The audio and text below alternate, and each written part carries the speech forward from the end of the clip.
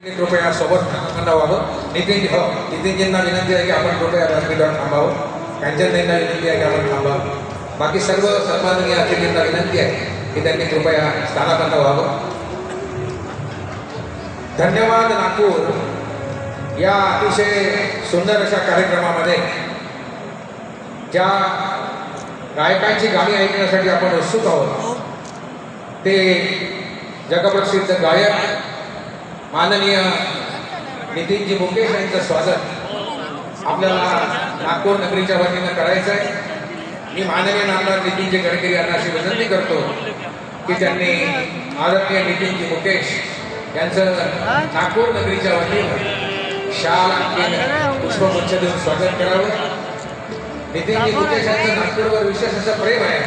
यापूर्वी अनेक कार्यक्रमांना त्यांनी नागपुरात हजेरी लावली आहे. आपल्या देशाचे नेते आणि नागपूर